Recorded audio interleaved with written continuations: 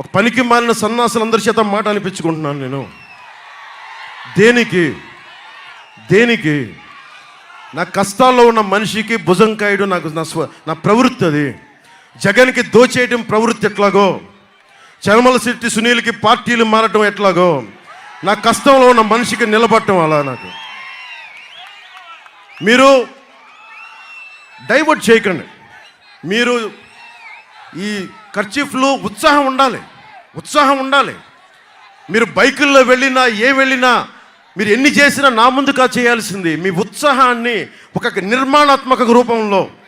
నిర్మాణాత్మకంగా అది ఒక శక్తిగా అవ్వాలి. నేను మీలాగా కూర్చొని మీ వయసులో నేను అన్ని ఉత్సాహం చూపించా, ఒక కరాటే నేర్చుకున్నా, ఒక హాఫ్ టన్ చేస్తూ గుండెల మీద కొట్టుకుని బద్దలు కొట్టించుకున్నా, నేర్చుకున్నా, సాధన చేశా.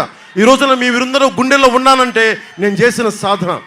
నేను నిజంగా చెప్పాలంటే సరదా ఉండాలి, హుషారు ఉండాలి, కానీ అది ఎలా ఉండాలంటే మన భవిష్యత్తు బాగుండాలి. మీకోసం పవన్ కళ్యాణ్ అనే వ్యక్తి ఎందుకు వస్తాడు? మీ భవిష్యత్తు కోసం కాదా? అరే నేను 200 కోట్లు సంపాదించాను లాస్ట్ 5 సంవత్సరాల్లో. ఇంత సంపాదించి కూడా ఎందుకు తిట్లు తింటాను? జగన్ లాగా నాకు అక్రమ మైనింగ్ అవసరం లేదు, గుంతలు రోడ్లు కాంట్రాక్ట్లు అవసరం లేదు, పోలవరం పూర్తి చేయకుండా నాకు దాని మీద డబ్బులు అవసరం లేదు, ఏటీఎం లాగా కాదు. మీ భవిష్యత్తు కోసం వచ్చాను. 30,000 మంది ఆడబిడ్డలు ఈ రాష్ట్రంలో 30,000 మంది ఆడబిడ్డలు అదృశ్యమైపోతే ఒక్కడు మాట్లాడు, ఒక్క వైసీపీ ఎమ్మెల్యే మాట్లాడు. మానభంగానికి గురైతే ఆడబిడ్డలు కూర్చోబెట్టి 1-2 రేపులు జరుగుతాయండి, దానికి పట్టించుకోవాల్సిన ఏముందని వైసీపీ మహిళా మంత్రులు అంటారు. నాకు బాధ కలుగుతుంది. మన ఇంట్లో బిడ్డలకు జరిగిన బాధ ఉంటుంది నాకు. నేను మీకోసం వచ్చాను. 30,000 మంది ఆడబిడ్డలు పోతే ఎట్టిల్లిపోవాలి. మనందరం కూర్చొని హుషారుగా ఉంటే సరిపోదు. మార్పు కోసం మీరు గొడవలు పెట్టుకోకర్లా. ఇదే చెప్తాను, గొడవలు పెట్టుకోకర్లా.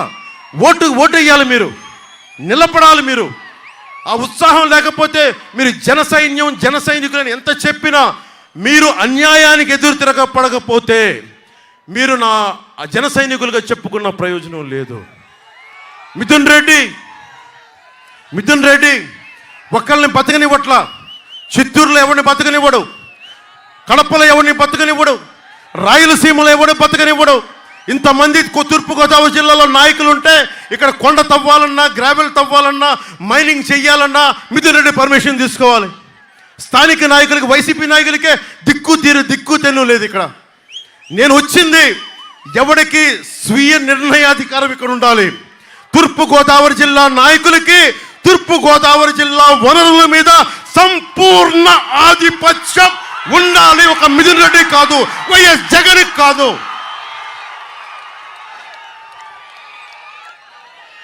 లిక్కర్ స్కామ్ మీద 41,000 కోట్లు సంపాదించిన వ్యక్తి, దాదాపు 74% ఈ సంపద 2 కంపెనీలు పెట్టుకున్నాయి. Spy Agro Mithun Reddy company, ఇంకొకటి అడాన్ డిస్టిలరీస్ అనే కంపెనీ మీ ఆరోగ్యాలు పాడు చేస్తూ ఉంది. అలాగే జేపీ వెంచర్స్ అని చెప్పి మొత్తం ఇసుకను దోచేస్తూ ఉన్నారు.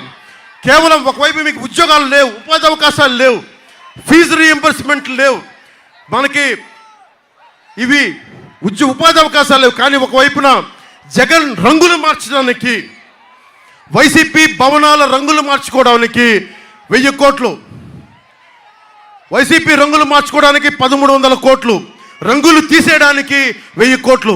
ఇలా అడ్డగోలుగా డబ్బుని దుర్వినియోగం చేస్తే మరి ఎక్కడ ఉంటుంది సంపద? మీకు ఉపాధి అవకాశాలు ఎక్కడి నుంచి వస్తాయి? రైతుకి గిట్టుబాటు ధర ఎక్కడి నుంచి వస్తారు? దీనికోసం మాట్లాడే వాళ్ళు ఎవరు?